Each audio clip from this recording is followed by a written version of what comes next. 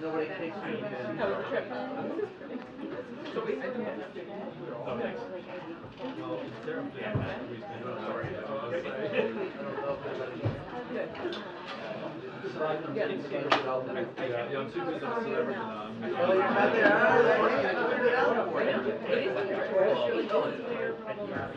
Yeah, like it too.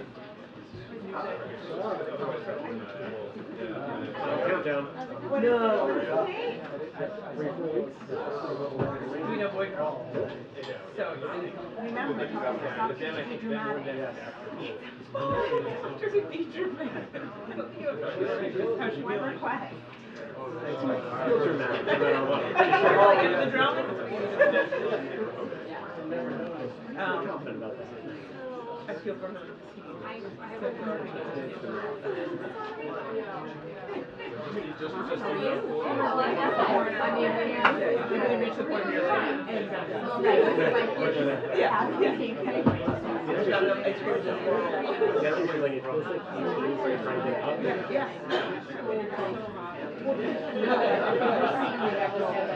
You're getting the like elbow in the hand.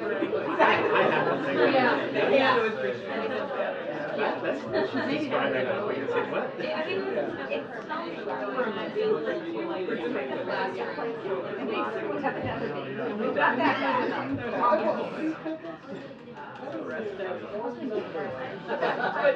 Oh yeah.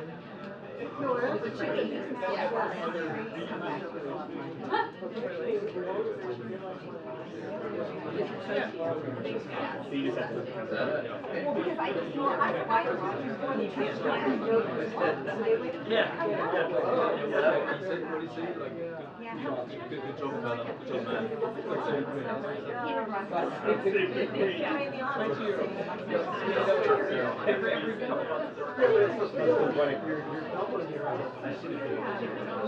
It's a nice, like, mommy-daughter I had a job. Oh, it's just the two of you? Yeah. Traveling and did little vacations on Are you talking about the African American? I never did. A lot of interviews are very good. They want to know.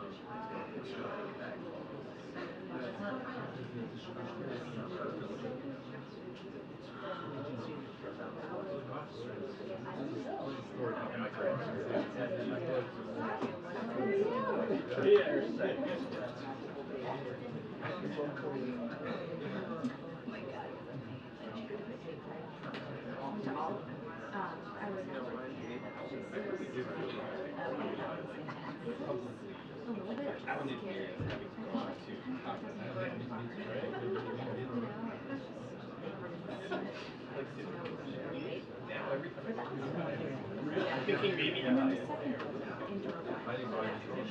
right?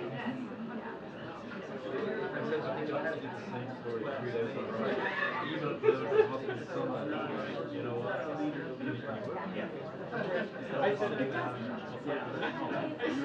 Good gig, well done.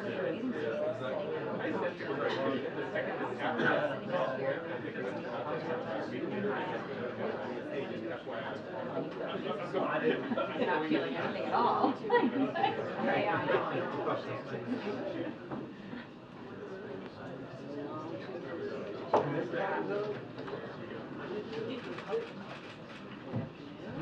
Good afternoon.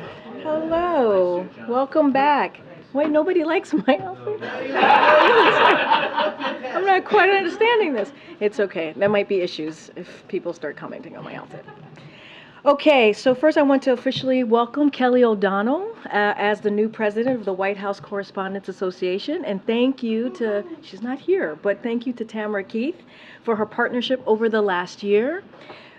Very few people understand just how much work is required by the WHCA and the White House to ensure press coverage and related travels as smoothly as possible. And we are looking forward to working closely with you, Kelly O, and in this next chapter. So welcome, welcome, welcome. I'm excited about it.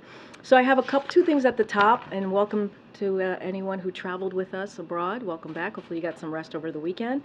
But the first thing I want to talk about It's on a subject that's gotten increasing attention over the last few weeks, certainly the last couple of days. And I want to quote a Republican senator in 2022. So bear with me here. Quote, "Leaving our military in limbo is never the right thing to do," end quote.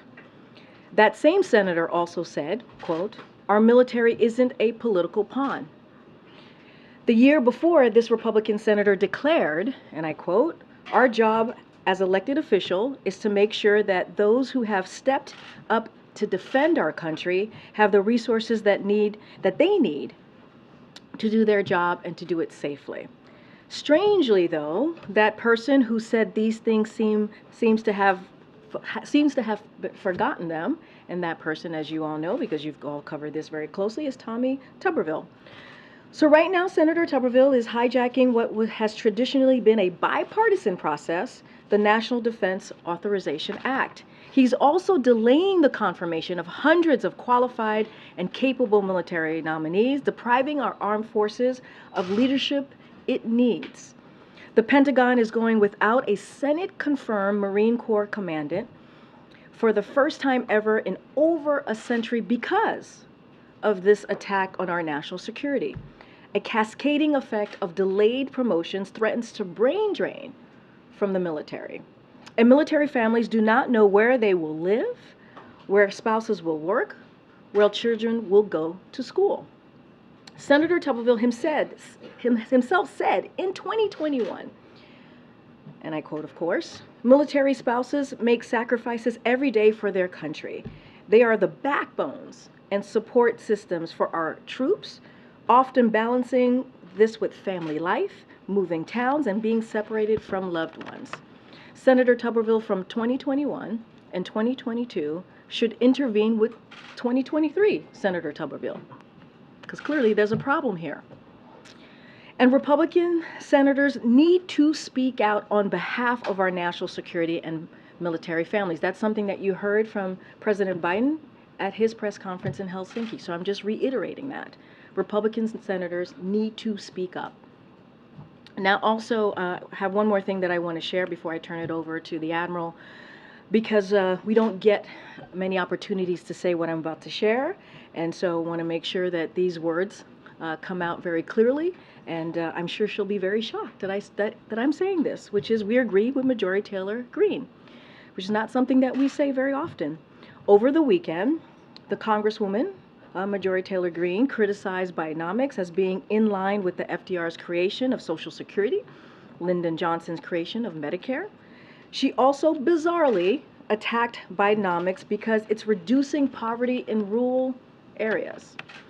We agree with her all around on this. We are opposed to rural poverty, and the president is committed to protect Medicare and committed to protect Social Security, as you heard from him over and over again over the past several months. Now, to be fair, we are aware of her misgivings about Medicare and Social Security because she's a member of the Republican Study Committee, which recently, again, proposed cutting those very benefits. But this is the first time that we are aware of being attacked for trying to reduce rural poverty.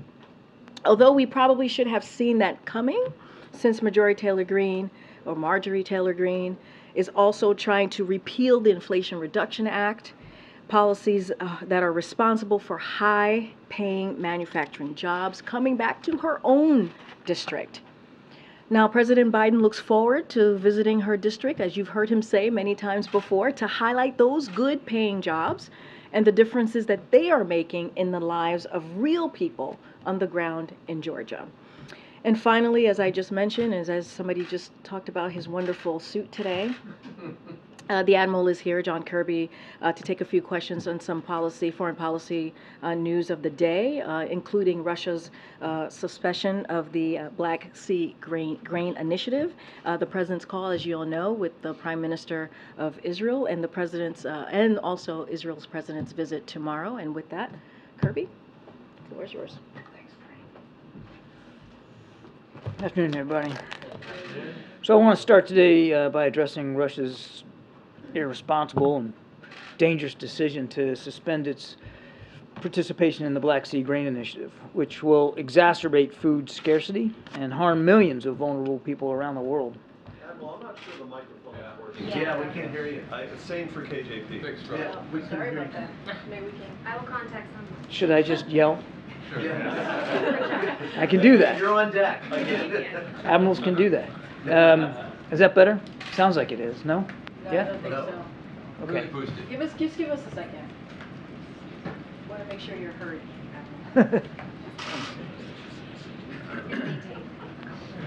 Is it okay if we just start in the back? No? Maybe we could hear him, but and same with you. It's just muted today. Okay. I'll try to project. We'll do our best.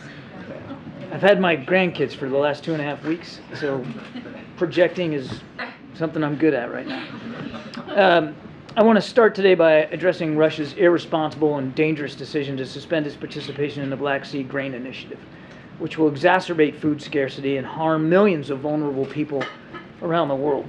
The Black Sea Grain Initiative has been critical to bringing down food prices, which have spiked as a result of Russia's brutal and unprovoked invasion of Ukraine. More than half of the 33 million metric tons of grain and foodstuffs that have been shipped through the initiative have gone to developing countries, including some of the most food insecure regions of the globe. These shipments have helped drive down and stabilize global prices, and every shipment under the initiative has contributed to reducing hardship in the world's poorest countries, since bringing grain to world markets lowers food prices for everybody. Russia's decision to resume its effective blockade of Ukrainian ports and prevent this grain from getting to markets will harm people all over the world.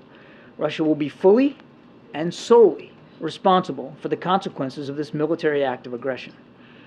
Indeed, we are already seeing a spike in global wheat, corn, and soybean prices just today as a result of Russia's suspension. We urge the government of Russia to immediately reverse its decision.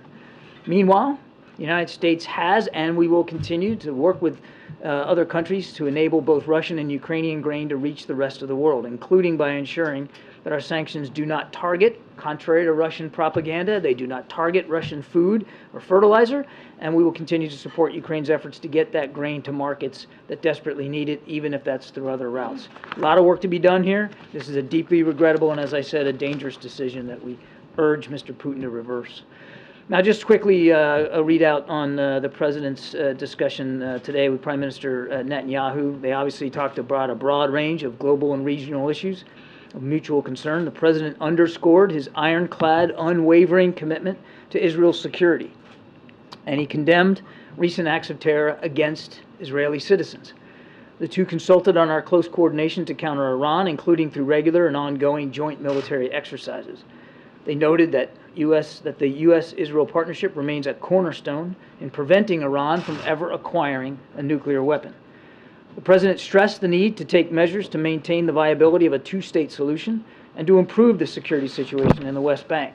To that end, he welcomed Israel's willingness to consider new steps to support Palestinian livelihoods and recognized promising steps by the Palestinian Authority, for their part, to reassert security control in Jenin and other areas of the West Bank. He expressed concern about continued settlement growth and called on all parties to refrain from further unilateral measures. The two leaders agreed to consult with regional partners with the aim of convening a meeting soon in the Aqaba Sharm format as soon as possible. They also consulted on progress towards establishing a more integrated, prosperous, and peaceful Middle East, including through efforts to deepen and expand normalization with countries in the region and beyond.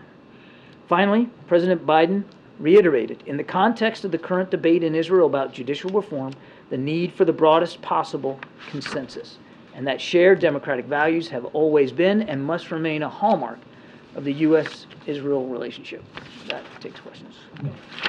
Thanks, John. First, on the call with Netanyahu, the Israelis said that there was an invitation to meet in the United States. Is that meeting at the White House, as Prime Minister Netanyahu has repeatedly asked for? They have agreed that they will meet probably before the end of this year, and all the details of the wheres and the whens are still being worked out.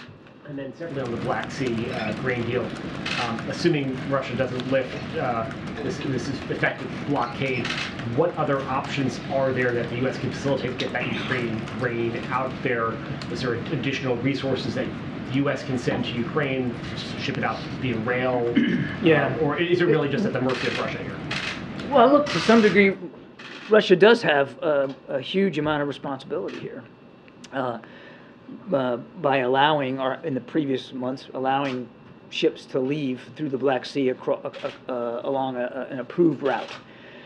But absent that, we're going to have to kind of go back to where we were before the grain deal was put in place last July, and that's been a year, where obviously the bulk of grain wasn't getting out, because the only other option you have for that is overland, by rail, by truck, overland. And of course, overland transport of anything in Ukraine right now is a pretty hazardous undertaking, and of course you'd have to go through EU countries. They all would have to be okay with that.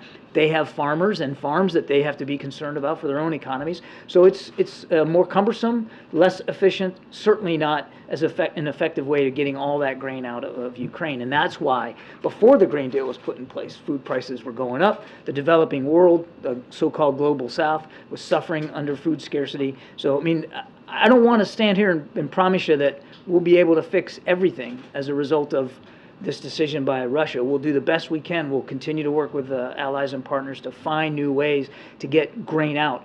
But there's no possible way, just mathematically, we're going to get as much grain out now as we were going to be able to get out through the grain deal if it had been extended. Yes, Sebastian. Thank you. Hello, Admiral. Also on the grain, just following up on Zeke's question, specifically, is there any thought being given to a plan of just taking the grain out by sea with some kind of escort and you know, more or less daring the Russians to stop it? And then on the bridge, which basically you're arguing that, you're arguing, but you're suggesting that we should just try to run a blockade, an effective military blockade in the Black Sea, because that's what's happening here. Right. No, that's not an option that's being actively pursued. I know that being discussed maybe by Turkey had sort of played around with this idea quite a long time ago. That's not an option we're actively pursuing. Okay, thank you. On the bridge itself, the Russians keep making this sound like this is a sort of casus belli. You know, you can't touch the bridge. We'll stop the grain and so on. That's how they present it. Does the United States think the bridge is a totally legitimate military target? So let me take that in two bites. Number one, I've seen nothing that proves causation here, that the strike on the bridge led to Putin's decision not to extend. He had already been leaning that way publicly. Now, I won't speak for him. If he has his own justification, he can do that. But I've seen nothing that points to causation. And then to your second question, we don't take it upon ourselves to determine legitimacy or illegitimacy of targets that the Ukrainians hit. They're fighting for their own country. Crimea is Ukraine. And we don't tell them, what is or what isn't legally a legitimate target. They determine their targets for themselves. Okay, so it's not at all in the same category as strikes inside Russia, which is something... Strikes inside Russia, we made it clear to the Ukrainians that we won't encourage and we won't enable strikes inside Russia. What we are trying to do, and have been for 16 months, is making sure that they can defend their own territory and to push back the Russian aggression on Ukrainian soil. Crimea is Ukrainian soil. Just to clarify something, Russia is calling the bridge attack a terrorist attack. They're blaming Ukraine. The Ukrainians have not, though, claimed responsibility. Have you determined who's responsible, or are you commenting on who's responsible? We are not in a position to attribute the attack to any particular party at this point. And you've made clear, obviously, publicly you're urging Russia to reverse this decision on the grain deal. Privately, are U.S. officials reaching out, discussing this matter with your counterparts in Moscow? We are discussing it with our counterparts at the UN and with our allies and partners. I know of no specific discussions with Russian officials directly about it. And can you just discuss again how immediately we may see the impact of this deal being terminated? When will vulnerable countries... I mean, prices went up today. Corn, soybean, and wheat all shot up today as a result of this decision. So we're seeing the impact right now. Thanks. Admiral, just one more follow on the bridge. Have you assessed whether the attack had any effect on Russia's strategic ability to move military equipment in and out of Crimea? Yeah. The short answer is I don't know. I mean, I can't. We haven't. Let me put it another way. We haven't seen any impact of the strike on the bridge to Russia's defensive posture and their military capabilities in Crimea or in southern Ukraine. I mean, they are still they are still arrayed in defense in depth. They are still fighting Ukrainian forces, still trying to push back elements of the Ukrainian counteroffensive.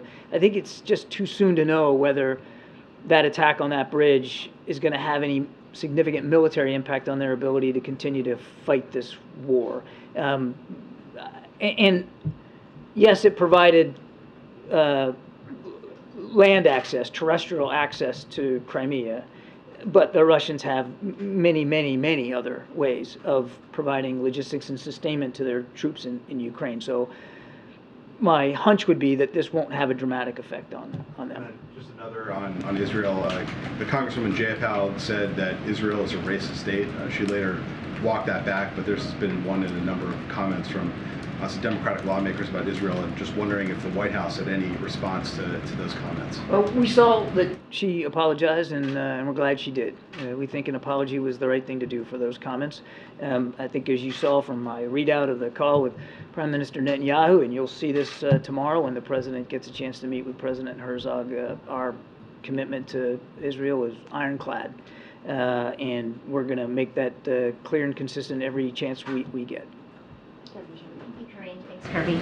I want to ask you about the Chinese hacking campaign that affected Secretary Raimondo, among others. Do you have an update on how much damage may have been caused by this hack, what information was taken, and also what does this episode tell you about the Chinese's ambitions and capabilities with regard to spying?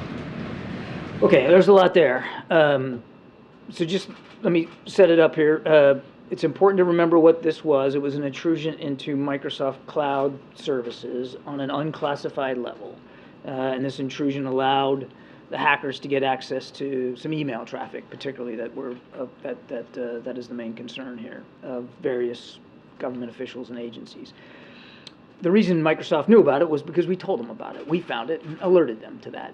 And in so doing, we also took steps immediately to minimize any further impact by this intrusion and to close down any additional vulnerabilities.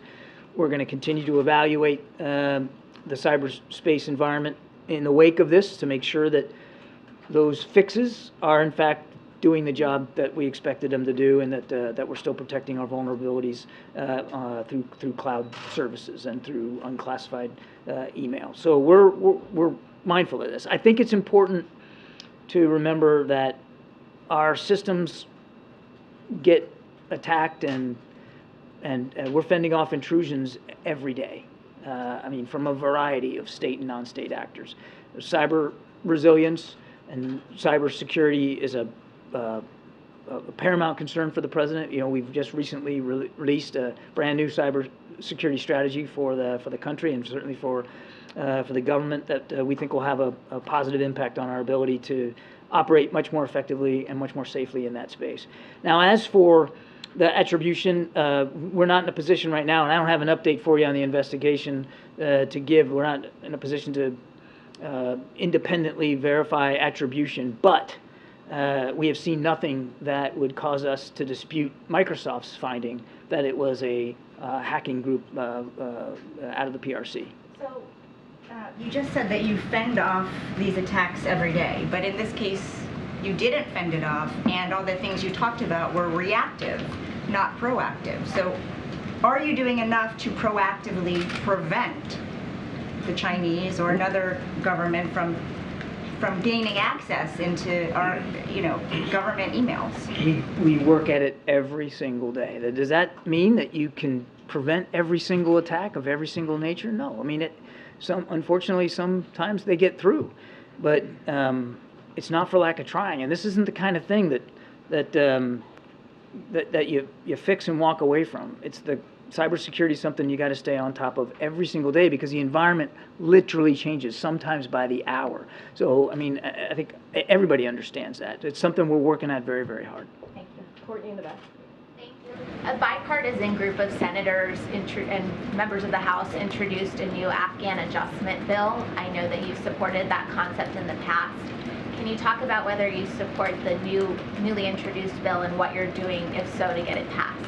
Well, we certainly support the legislative efforts here on the Afghan adjustment bill. And I don't want to get ahead of the legislative process or speak for what the president will sign or won't sign, but he feels strongly that we have to continue to do everything we can to welcome our allies, our Afghan allies, to our shores or other shores where they might want to go to start new lives, and to make it easier for them to integrate and become citizens. So we're grateful for the work that Congress is doing on this score, and we'll continue to stay in touch with them, continue to support those efforts as best we can. Go ahead, Michael.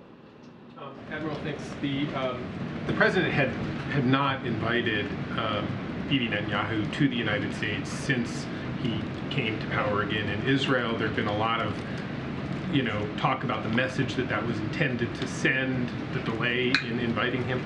Can you talk, given the fact that some of the concerns that the administration has vis-a-vis the judicial reforms are still happening, I mean, they're still there, it's not like something has been resolved to the United States' satisfaction. Can you talk about what went into the decision, or what the president's thinking, or the president's advisors thinking about finally extending an invitation and saying, yes, we want you to come here to the United States? Everybody's getting focused on the invitation and the meeting. And again, there will be a meeting here in the United States sometimes in the fall. But for the president, it was this was a phone call that he and Prime Minister Netanyahu had actually been trying to get on the books for some weeks, and he just came back from travel. And Prime Minister Netanyahu had some issues he had to deal with back home, and so it just the call fell today. That doesn't mean that, and you shouldn't take away from the fact that they had a conversation today and that they'll meet again in the fall, that we have less concerns over these judicial reforms, or less concerns over some of the extremist activities and behavior by some members of the Netanyahu cabinet. Those concerns are still valid. They're disturbing. The president had a chance to reiterate, as I said in my opening statement, our concerns about all that in his phone call with the Prime Minister, and what we have found to be a useful process here is dialogue and diplomacy. These are two leaders that know each other, have known each other for a long time, and as friends can and friends should, you speak honestly, openly, forthrightly, candidly. You lay it out there, and President Biden has done that. He's done it publicly with respect to the judicial reforms, and he'll continue to do it in his conversations with Israeli leaders. So we shouldn't read anything into the fact that he finally relented and said, yes, we'll meet face to face. He believes that it was the appropriate time to have a conversation with the Prime Minister with respect to our relationship, which is a strong relationship, and he believed it was the right time to talk about meeting with Prime Minister Netanyahu sometime in the fall. Thanks. John, given President Herzog's role in attempting to mediate a consensus agreement on this judicial reforms, given the president's own concerns, how much of a focus will the judicial reforms be during their meeting tomorrow? It will certainly be a topic of discussion, as it was today in the call with the Prime Minister. But I don't want you to come away from this thinking that it's the sole topic of concern. It is of concern. The President has made our concerns over it public, clearly. But there's an awful lot of other issues which I fully expect will come up with the meeting with President Herzog tomorrow. The destabilizing activity out of Iran. I think you may have seen the Pentagon not long ago just announced some new deployments of military assets to the region in the wake of Iran's attacks on maritime shipping. The potential for additional protests now in Iran, now that the morality police is back on the streets and minding what women are wearing. As well as climate change and other broad regional security issues, including the normalization and stronger integration of Israel into the Middle East. A lot of the protesters in Israel who are protesting against this judicial reform, they have been sending a message directly to the president, asking for more support, more vocal support from the president of the United States, protesting in front of the U.S. Embassy compound in Tel Aviv. Does the president stand with these protesters, and what's his message to them? The same message that he's been sending publicly since this issue of judicial reform came up, that what we believe strongly in the democratic institutions and the ideals of democracy that the United States and Israel represent, not just in their particular parts of the world, but across the world. And we want to see Israel be as vibrant and as viable democracy as possible. And that means that you build programs and reforms and changes in a way that is based on compromise. And as I said in my opening statement, the broadest possible consensus across the governing organization. And he's been clear, will continue to make clear, that we stand for Israel, we stand for the Israeli people, we stand for Israel's democracy, and we want to see that democracy and the hopes and the dreams of all Israeli people and all their aspirations met through strong, viable, democratic institutions that are built on consensus and compromise. And a quick one on the grain deal. Before pulling out of this deal, Moscow has long complained that Western sanctions restrict the export of their agricultural products. Would the U.S. consider modifying sanctions on Russian agricultural exports or anything else to entice Russia to re-enter this deal? Yeah, as I said in my opening statement, Jeremy, that's Russian propaganda. Our sanctions aren't targeting Russian agriculture. They were still, even as the grain deal was in place, able to get their grain and foodstuffs out, and there's no sanctions on fertilizer. This isn't about shutting down Russian farms. That is a trope that Putin puts out there, so there's no reason to consider changes since we're not doing it in the first place. Way in the back there. Thank you. John, I want to ask you about something that's starting to gain steam here in Washington, which is UAPs, unidentified aerial phenomena. Yes, there's I know what going that to be is. a House Oversight Committee hearing at the end of this month. Senator Schumer has put forth an amendment to the NDAA that is modeled after the JFK Assassination Records Collection Act. What level of transparency does the Biden administration believe that the American public deserves and should have as it relates to UAPs? Well, without speaking to proposed legislation, I won't do that. As you know, the Pentagon has stood up an entire organization to help collate and coordinate the reporting and analysis of sightings of UAP across the military. Before that, there wasn't really a coordinated, integrated effort to do that. And of course, we will always want to be as transparent with members of Congress and with the American people as we can, considering national security concerns. This used to get laughed at for quite some time, for years and What decades. gets laughed at? The idea of Congress taking this up. I mean, Gerald Ford talked about this as a congressman back in 1966, and here we are, what is that, 60 years later, give or take. Is this a legitimate issue? Does the administration believe that getting to the bottom of these sightings in the air, is it a real concern? Is it a real legitimate issue as you see it? Yeah. I mean, we wouldn't have stood up an organization at the Pentagon to analyze and try to collect and coordinate the way these sightings are reported if we didn't take it seriously. Of course we do. I mean, some of these phenomena we know have already had an impact on our training ranges. For when pilots are out trying to do training in the air and they see these things, they're not sure what they are, and it can have an impact on their ability to perfect their skills. So it already had an impact here, and we just want to better understand it. Now, we're not saying what they are or what they're not. We're saying that there's something our pilots are seeing. We're saying it has had an effect on some of our training operations, and so we want to get to the bottom of it. We want to understand it better. So, yes. Do you believe these whistleblowers that have come forward? I'm not going to talk about individual whistleblowers. John, I have an Iran question and an Afghanistan question. Just starting with Iran, if we can dig a little bit more into your comments about the morality police who are now hitting the beat again and enforcing the wearing of hijabs. What is the administration's take on this? What leverage do you have to counter this? Can you maybe extend more asylum invitations to Iranian women, so on and so forth? Well, as you know, we've already sanctioned members of the morality police. We've sanctioned some entities that have supported the activities of the so-called morality police. It's already led to the death of one young woman and the injury and wounding of countless others, men and women.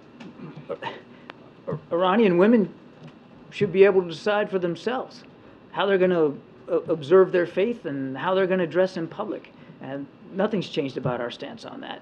And we'll watch this closely. And if we believe that more accountability needs to be had, if we believe that we need to take additional action to put more pressure on the regime, we'll do that.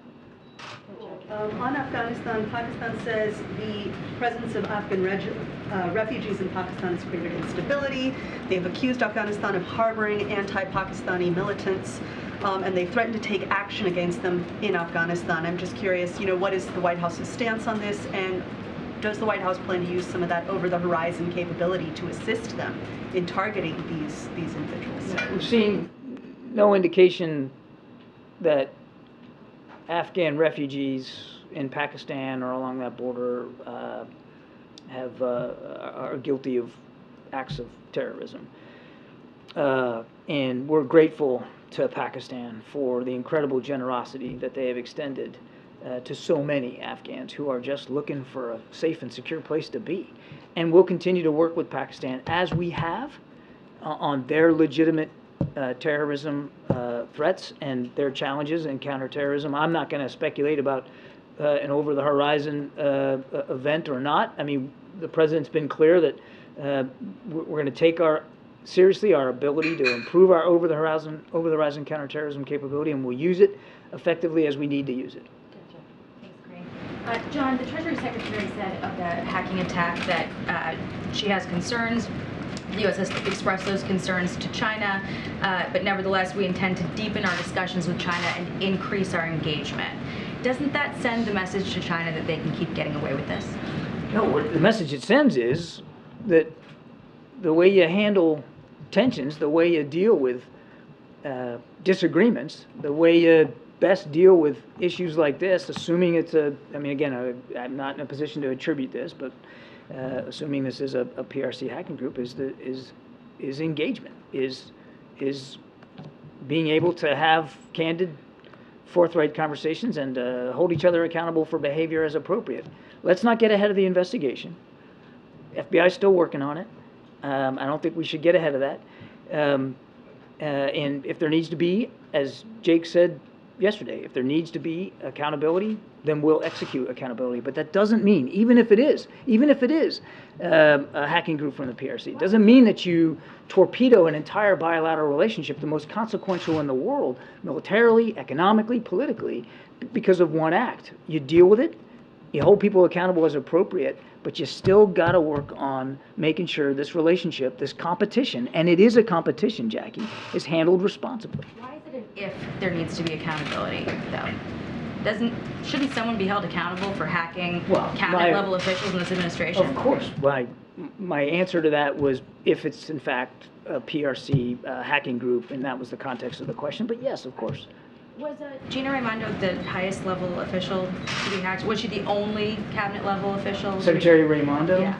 As far as I know, yes, but again, I don't want to get ahead of an investigation. And then on the F-16s and F-35s to the Middle East, what was the final straw in pushing the Pentagon to make this move? I'd refer you to DOD. Anything else on why that decision was made, though? I know that it's been a lead up since May with all of the maritime issues, as you mentioned earlier. Well, I mean, you're talking about the additional assets. Yes. I mean, first of all, again, I'd point you to the Pentagon to talk about that with more specificity. But we have seen in just recent weeks an increased level of activity in the maritime environment of Iranian attacks on maritime shipping. They have become more bellicose, more active, and more dangerous to peaceful maritime shipping in the Gulf region. And the Secretary of Defense wants to make sure, as he should, that we've got the proper capabilities and assets, readiness in place to deal with that. Just a couple more. Thank you.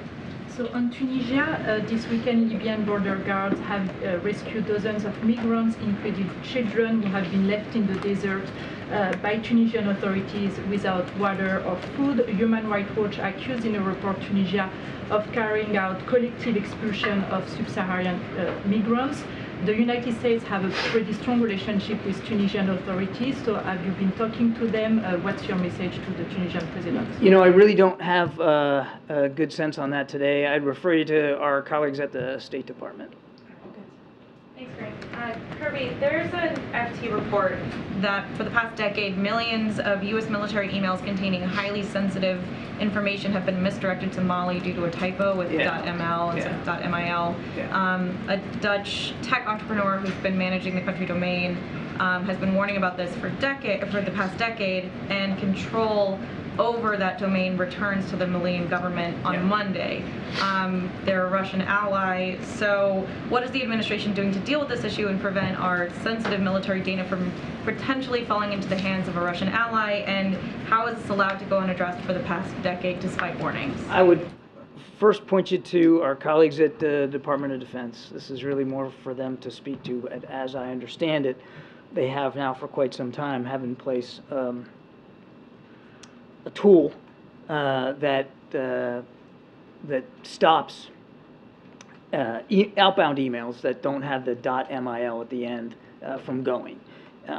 There's not a huge amount that they can do for people sending emails into the .mil domain from outside. For instance, if you're working on your home computer and you're sending a document to your work account or something like that, which actually you shouldn't be working on official stuff at home anyway, but they have done training of DoD employees, as I understand it, to warn them about that practice. But when it's inbound to a .mil address without MIL, there's not a lot that the Pentagon can do to stop that. But they're obviously been mindful of this for quite some time and have been, again, working on outbound fixes and working on training for any problems of inbound traffic. And then we'll take two from the back.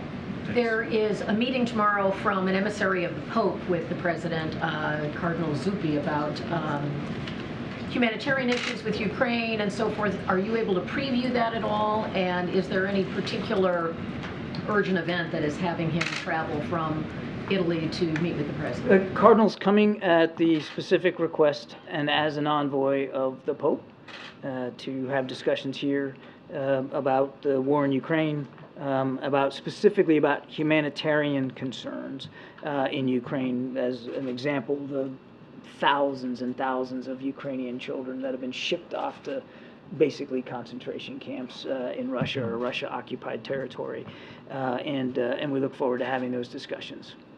Brian, and we'll take two from the back. Thanks, Karine. John, if this sounds obvious to you, just let me know.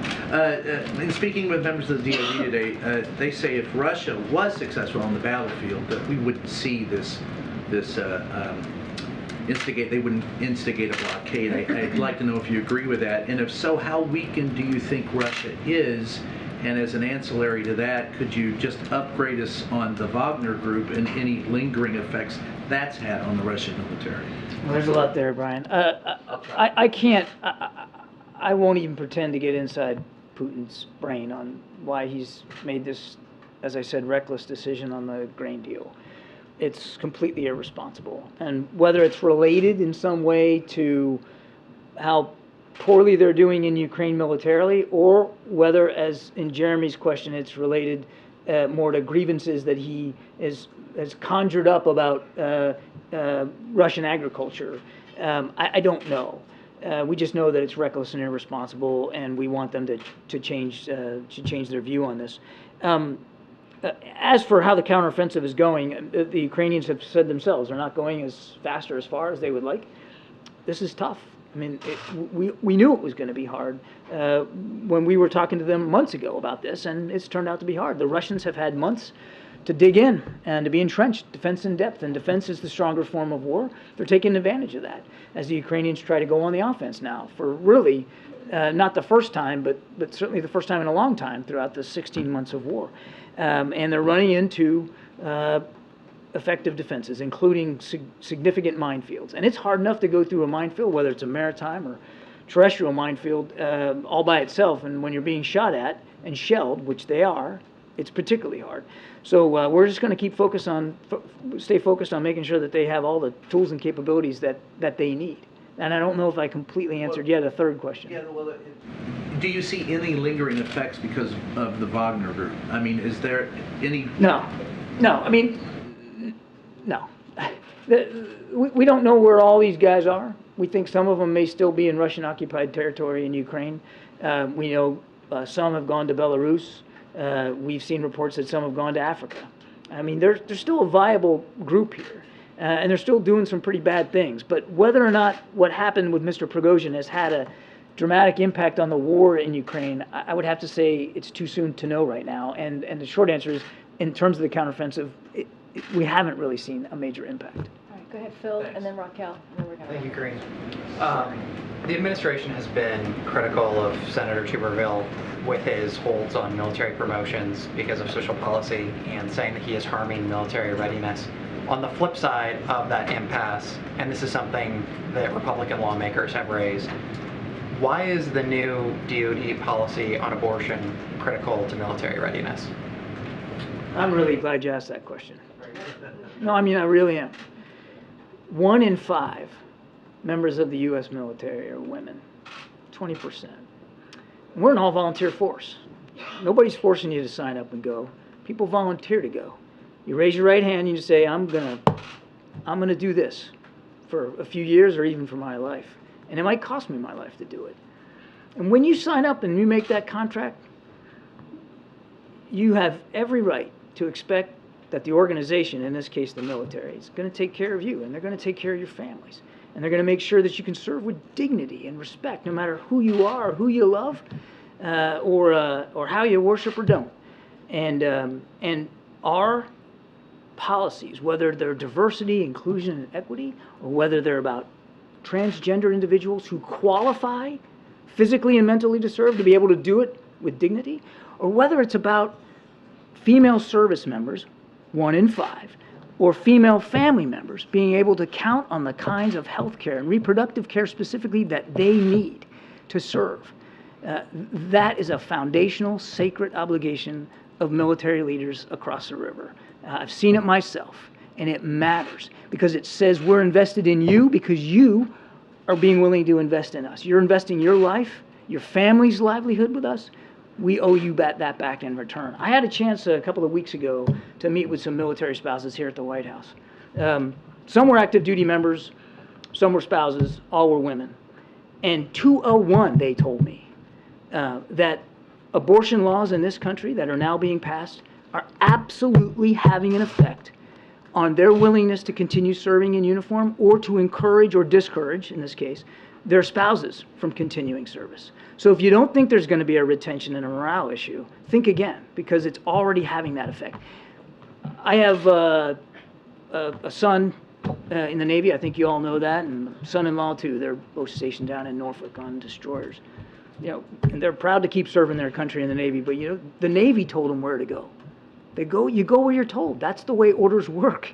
You go where you're assigned. You don't get to choose. And so what happens if you get assigned to a state like Alabama, which has a pretty restrictive abortion law in place, and you're concerned about your reproductive care? What do? Do you say no and get out? Well, some people may decide to do that. And what does that mean? That means we lose talent, important talent. And we're, again, an all-volunteer force. Recruiting is tough enough as it is with a very strong economy out there. We want to keep the people that we get, and we want to make sure that they can continue to serve. So it can have an extremely significant impact on our recruiting and our retention. Not to mention, it's just the right darn thing to do for people that raise their hand and agree to serve in the military. Okay, Raquel. Thank you so much, Karine. Hi, John. John, last week, Congresswoman Ocasio-Cortez asked the U.S. government to release secret documents about the U.S. involvement in the military coup in Brazil in '64. In a few days before that, a group of Brazilian organizations sent a letter to President Biden to request the same. So what is the U.S. position on this matter, and will the administration consider releasing those documents? You know, I'm going to have to take your question. I am not tracking this particular event, and I don't want to speculate right now, but I'll tell you what, we'll take the question and we'll get back to you. We'll get you an answer. Thanks, everybody. All right, thank you, Admiral. See ya. And Admiral, I want to say thank you for your service and raising your hand. Dignity and respect. That was really important. Thank you. Oh, now the mic works. Okay, go ahead. Kick us off. I don't have anything else. Thanks, Karine. First off, on the rising grain prices that John discussed before, is there any U.S. government concern that could raise inflation concerns here at home? Really, we saw a positive trend line in the last few months, but that could reverse some of that progress? So look, I think you said something that I definitely want to lean into is we've seen some positive trend lines over the last 12 months in particular as it relates to inflation and how we have seen it ease. We saw that most recently in the CPI numbers that we saw just last Wednesday. And so it's gone down 12 months in a row to 3%, which is the lowest it's been in the last 2 years. And everything that you are seeing with our economy being stronger, wages going up, unemployment going down, staying under 4%, something that we haven't seen in 50 years, is because of Bionomics, as you've heard us talk about. It's because of the work that this president has done. And certainly we are leading globally and as our economy is getting back on its feet, especially after getting through this pandemic. As far as the inflation that may be caused because of the grain, I know the Admiral talked about how we've seen some prices go up just today. I don't have a full account of how that's going to certainly affect the positive momentum that we've seen as far as inflation going down, but it's certainly something that we're going to monitor and keep a close eye on. And separately, Kirby got a question about Congresswoman Jayapal's comments. I'm going to ask you about another Democratic official's comments. Robert F. Kennedy was filmed at a dinner suggesting that COVID-19 was ethnically targeted at certain populations. The president's the leader of the Democratic Party. Does he believe that that sort of language, rhetoric, sentiment has any place in the Democratic Party or in American public life at all? It's an important question. I want to be careful here because I don't want to address a 2024 candidate, right? We're not going to do that from here. But what I will say more broadly, which I think is important, because I think if you look at the last 2-3 years since 2020, since this pandemic hit, there are countless Americans, American families who are seeing an empty seat at the Thanksgiving table, right? For the past, who knows, couple of years, past year, couple of years, because of what the pandemic has done to families across this country, because of the suffering of COVID. And that is something that we have to acknowledge. And that is something that is important that we speak to. Because if anything, all of us probably have that same, sadly, that same thing in common, that we have lost someone that we loved because of this pandemic. So the claims made on that tape is false. It is vile. And they put our fellow Americans in danger. If you think about the racist and anti-Semitic conspiracy theories that come out of saying those types of things, it's an attack on our fellow citizens, our fellow Americans, and so it is important that we essentially speak out when we hear those claims made more broadly. I want to quote something that the American Jewish Committee said, which is the assertion that COVID was genetically engineered to spare Jewish and Chinese people is deeply offensive and incredibly dangerous. Every aspect of these comments reflects some of the most abhorrent anti-Semitic conspiracy theories throughout history and contributes to today's dangerous rise of anti-Semitism. And so this is something that this president and this whole administration is going to stand against when we hear that type of those false claims against Asian Americans, against Jewish Americans. We're going to continue to speak out, and we believe, and this is something that we just heard, it's important to protect the dignity of our fellow Americans. It's important to respect our fellow Americans, and so it is, as you can understand, the core principle of our country. And then lastly, you took a 2x4 earlier to Senator Tuberville. The senator is the president is a former longtime member of the Senate. You talked about the concerns about military readiness here.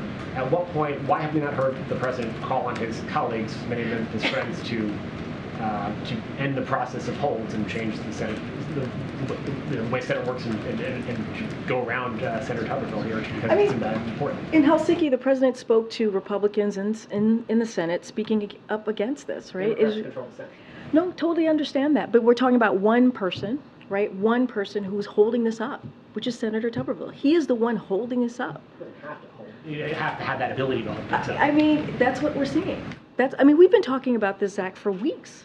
For weeks now, we've been talking about Senator Tuberville and what he's been doing. And look, it is, I've said this, the Admiral said this, it is holding Americans' military readiness hostage. That is what he's doing. It is one senator who is doing that, who has been doing that this past several weeks. And so, look, we're going to keep speaking out to it. You heard that from me. You heard that from the Admiral. You heard that from Jake. Jake Sullivan, the National Security Advisor. You heard it from the President himself during his Helsinki press conference. And so we're going to continue to be very clear about it. We're going to continue to ask Republicans in the Senate to speak against this and to hold the Senator Tuberville accountable. But you're not going to advocate to get rid of the whole process. That's not. I mean, look, what we're talking about is this particular process that we're seeing right now, as we're talking about the NDAA holding these nominees, which is something that we've never seen before. This is a bipartisan process that has happened and occurred many years before this moment. As you talk about the 2x4 that you said that I just landed on the senator. We talked about what he said in 2021. I talked about what he said in 2022. And, we're talking about our military families, and making sure that we are ready to protect our national security. Okay. Thanks, Karine. Following up on that, as it relates to Senator Tuberville, he spoke last week with the Defense Secretary, Lloyd Austin. Is there a sense from the White House that conversation was productive at all, and will there be any follow-up from the White House with Senator Tuberville regarding this issue? So I don't have a readout to that conversation. I don't have anything to follow up.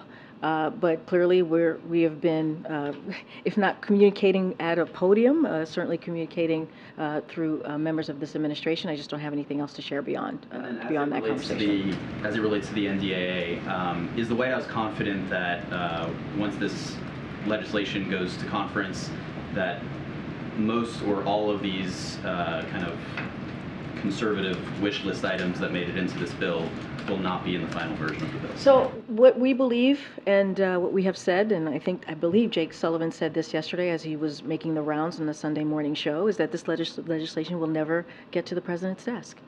Just a couple of things. It is extreme, as you just stated. Some of these provisions or specifics that are in the legislation. It targets females and LGBTQ service members. A small number of House Republicans are playing politics, as I've said many times, with our national security and support for our troops. This is historically done in a bipartisan way. This is how we've seen this process move forward, and we believe that it will be done in a bipartisan way. We have that confidence that the Senate will do its job and get this to the final bill in a more broad bipartisan way. And so that's what we believe. And look, this hurts our ability, right, to recruit and retain the strongest military force that we have, the most diverse military force that we have. And so it is in the world. And so it is important that we get this done in a bipartisan way. As it stands today, this bill will not get to the president's desk. We're confident in that. And then on a separate issue, on Thursday, the Secret Service closed its investigation into the baggage of cocaine that was found in the West Wing. In a statement Thursday, I believe it was Olivia who said that you guys had been briefed on the investigation, you were reviewing it. So what conclusions have you drawn from it? Do you expect Secret Service to make any changes to security protocols as a result? And lastly, you had initially expressed confidence that the Secret Service would get to the bottom of this. Are you surprised that they didn't? So look, let me start with the protocol piece. That's something that Secret Service is going to handle. Any changes of protocol, how we move forward, that's something for them to deal with as they handle the security, certainly of this campus and of the White House more broadly. Look, we believe that the Secret Service did a thorough investigation. Certainly not going to opine on the investigation. Of course, we're going to have confidence that they're going to do their jobs and do everything that they can to get to the bottom of this. Of course, that is something that we have confidence. We will always have confidence in that.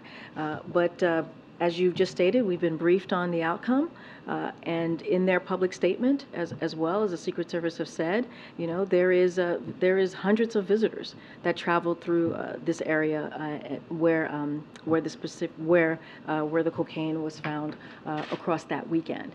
And so I'm going to leave it to them for any additional information, but certainly not going to opine on the process here. But we believe it was a thorough investigation. A couple of economic questions, Karine.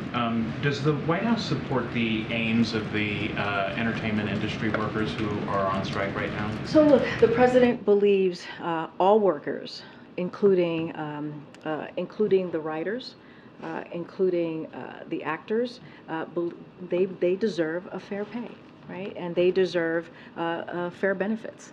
That is something that the president believes. This is a president, as you've heard us say over and over again, that is the most pro-union president in history. And so he believes in and supports, consistently support workers' the right to strike. You've heard him say that. He believes in collective bargaining and how it works. And so that's what he believes. It helps business succeed, and it helps also workers secure wages so that they can raise their family. We've been talking about dignity and respect, so families can raise, Americans can raise, workers can raise their families with dignity and respect. So we sincerely hope that both actors and writers strikes get resolved, and that the parties come together and have a mutually beneficial agreement as soon as possible. But of course, we believe that all workers, including writers and actors, have the right, deserve to be able to have a fair pay and benefits. So we've got that strike, we've got the issue with the Teamsters. Is there any concern at the White House that labor strife generally is going to lead to more generous contracts and push wage inflation up higher? Do you agree with current and former Fed officials who say that wages need to not rise as quickly as they are to get inflation back down to target? So look, I'm not going to get into the economics of this, like what economics experts are saying specifically about wages, but what we have seen, right, from the CPI data, that wages have increased. We've seen unemployment go down. We've seen a positive movement with the economy because of what this president has done, because of Bionomics.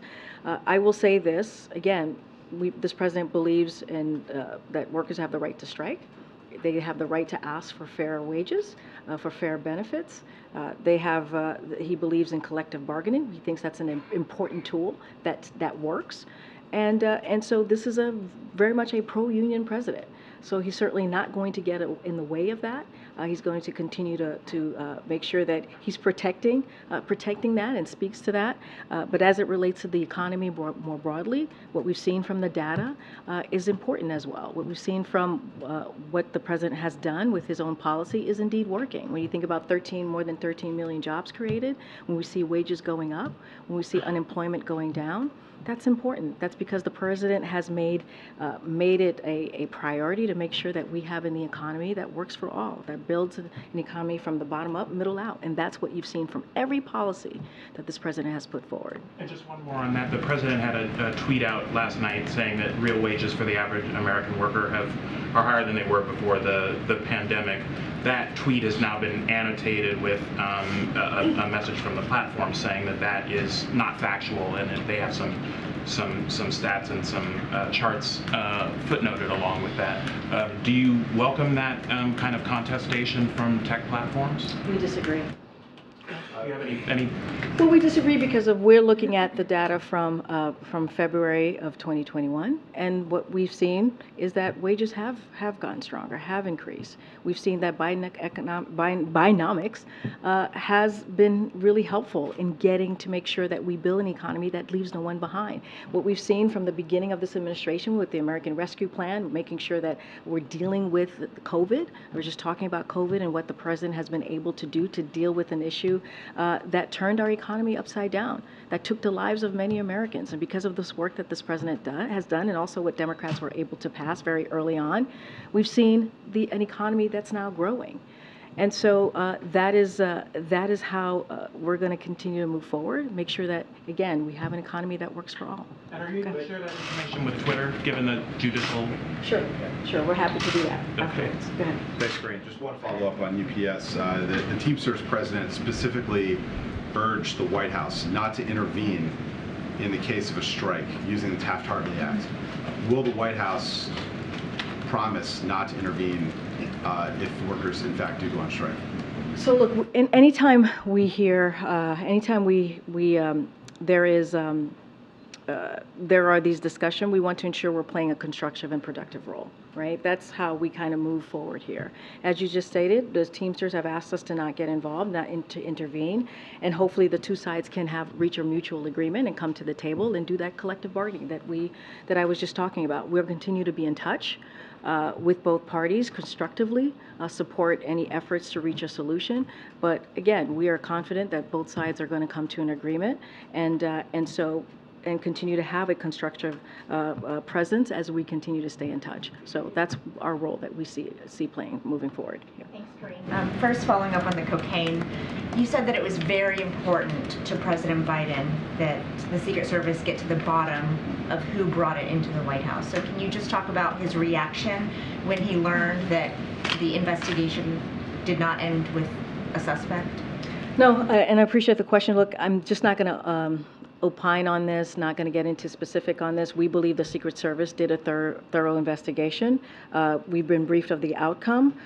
They shared the detail in a public statement, which I think is important for the American people to hear directly from the Secret Service who did the investigation. Look, one of the things that they said in the public statement is hundreds of people come through this particular area, and it's a heavily traveled working area, and so that's what they were able to find doing this thorough investigation. And so, especially during that weekend, we think about Friday, that Saturday, and that Sunday, and also that I believe that Monday, that weekend, I should just say, that it was heavily traveled. So is the president satisfied with the explanation that someone was able to bring an illegal substance into the White House because there are hundreds of people who come here? What I will say is that the Secret Service did a thorough investigation. That's what we believe. They put out a public statement. I think that's important. Anything else detailing any details or any more information, I would reach out to the Secret Service. Thank you. And then one more on Tuberville.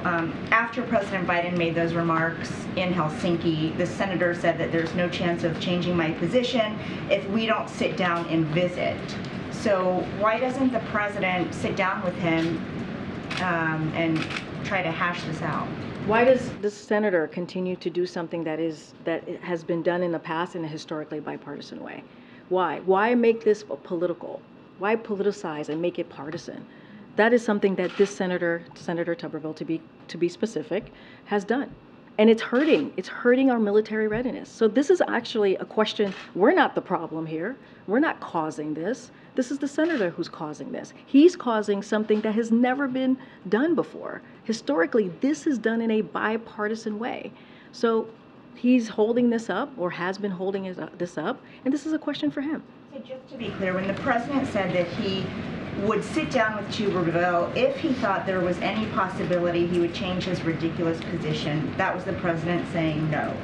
What I'm saying is this has been historically bipartisan bill, and so which has been made recklessly partisan.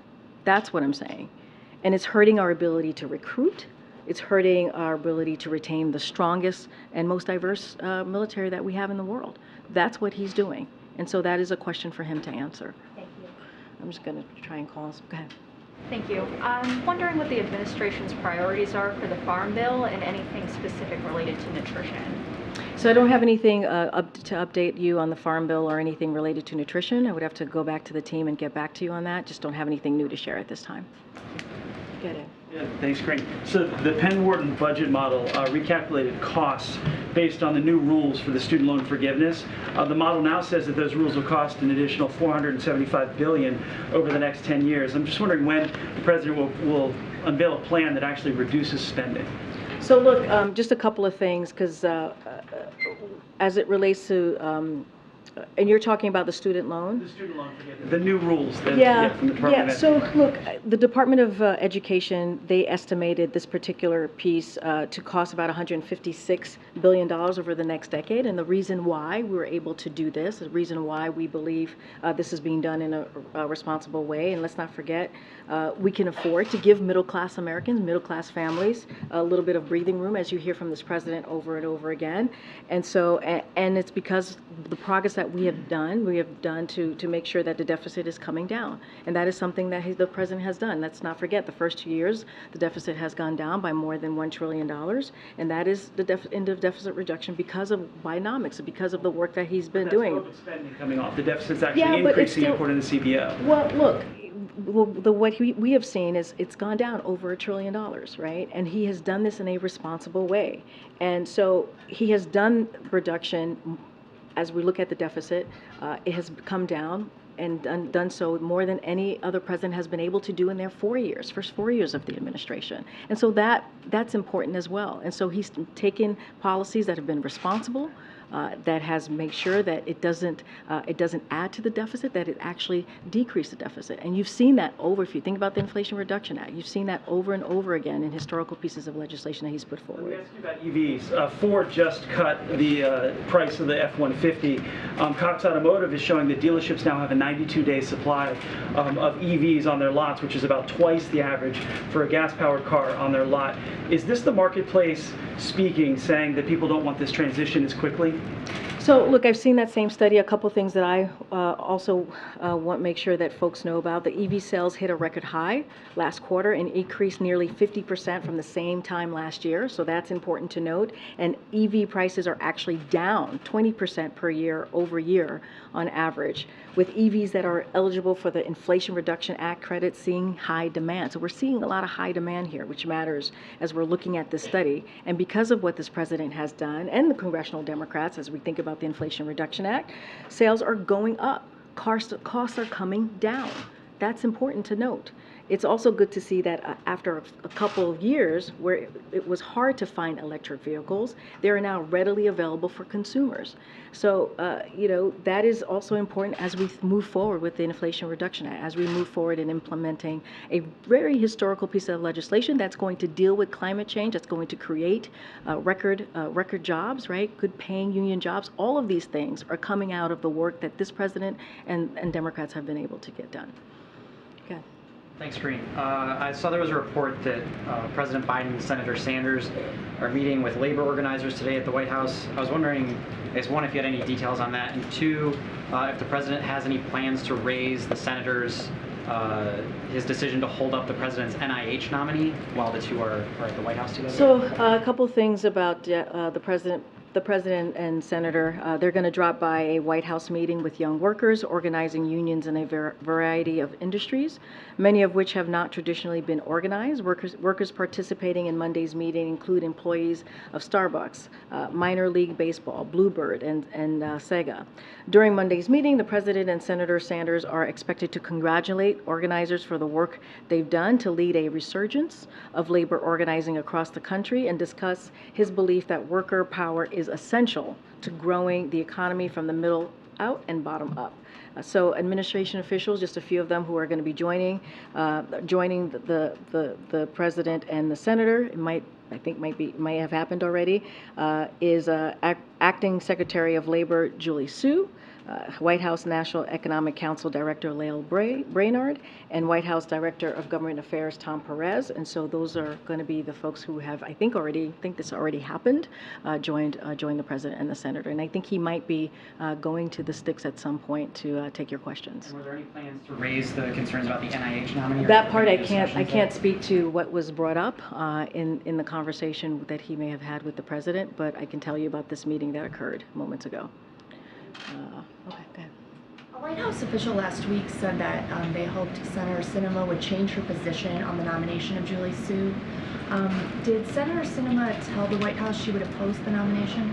So I don't have anything to share. She's going to have to, clearly the senator can speak for herself. What I can say is that we are committed to Acting Secretary Julie Su to get through and become the next Secretary of the Department of Labor. That is our commitment that we have had for the past several months, and we're continuing. It's unwavering commitment, and so we're going to continue to fight hard. The president is going to continue to fight hard. His White House office is going to continue to fight hard to get her through. We believe that she is qualified to be Secretary of the Department of Labor. She has shown that over and over again as a Deputy Secretary of Labor. She has been effective, and she got, as you all know, Democratic support when she became the Deputy Secretary of Department of Labor, and we believe that she should get that support for this secretary position as well. Go ahead, Courtney.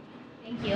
I wanted to ask about Julie Su again. Is the White House still actively having what you call those war room meetings with different officials to try and get her confirmed? So what I can say is we're actively working very hard to get her confirmed. We believe she is qualified to be the Secretary of Department of Labor, and so that is our commitment and the President's commitment. I wanted to ask you about the two strikes in Hollywood Is the White House or another representative of this administration going to get directly involved in that? Look, I don't have any more to share of what I just laid out. Look, we believe, and the president knows, that collective bargaining works for employees and employers. That is something that he's been very consistent about and has said over and over again. He urges both parties to negotiate in good faith and reach a mutual acceptable resolution. And so that's what the president's going to call for. And he believes that both writers and actors, they deserve a fair pay and also fair benefits. All right. Teamsters piece, you mentioned how you're keeping in touch with both parties on this to be a constructive part of it. Who in the administration is doing that? I know in the past on different union issues you've appointed certain cabinet officials or White House officials to lead on that. So I don't have I mentioned just last week, I had mentioned for EAW, we talked about Gene Sperling. As you know, Julie Su has always been as the acting labor secretary, has always been involved, at least in having these conversations, staying in touch. Don't have anybody particularly leading it, but certainly Julie Su is certainly involved in keeping in touch and having those conversations. Thank you. Great. Thanks, everybody. See you tomorrow. Thank you.